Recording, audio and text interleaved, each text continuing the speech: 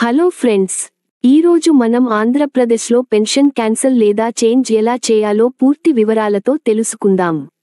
ముందుగా సిద్ధం చేసుకోవాల్సిన డాక్యుమెంట్స్: అప్లికేషన్ ఫారం ఎంపీడీఓకి ఇవ్వాలి, ఆధార్ జెరాక్స్, పెన్షన్ రద్దు మార్పు నోటీసు కాపీ, పాత కొత్త సదరం సర్టిఫికేట్, మెడికల్ హాస్పిటల్ రిపోర్ట్స్ అవసరమైతే.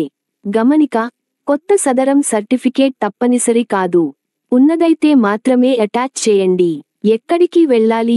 మీ మండల ఎంపీడీఓ కార్యాలయానికి వెళ్ళి WEA లేదా సంబంధిత సిబ్బందికి అపీల్ ఫైల్ చేయాలి.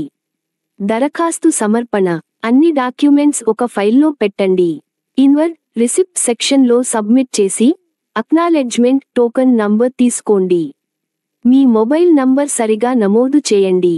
ఎంపీడీఓ లాగిన్ నుండి రీ-అసెస్మెంట్ నోటీసు జారీ చేస్తారు. మీకు SMS, ఫోన్, వార్డు సచివాలయం ద్వారా సమాచారం వస్తుంది. నేరుగా జిల్లా అధికారికి వెళ్లాల్సిన అవసరం లేదు. రీ-అసెస్మెంట్ రోజు నోటీసులో ఉన్న సమయానికి తప్పక హాజరు కావాలి.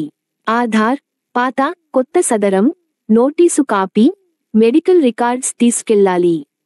ఆఫీసర్స్ ఎదుట అవసరమైన వివరాలు, అసైన్మెంట్ పూర్తి చేయాలి.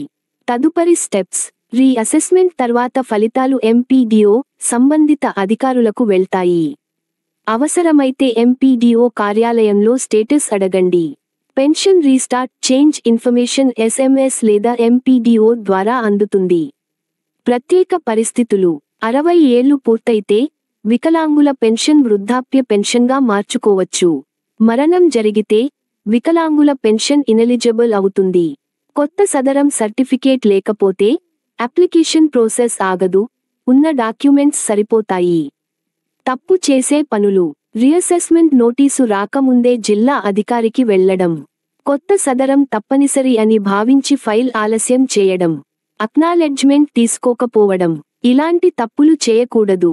ఇలా స్టెప్ బై స్టెప్ ఫాలో చేస్తే మీ పెన్షన్ క్యాన్సిలేషన్, చేంజ్ ప్రాసెస్ సులభంగా పూర్తవుతుంది. ఈ వీడియో మీకు నచ్చినట్లయితే లైక్ చేయండి, షేర్ చేయండి అండ్ సబ్స్క్రైబ్ చేయండి.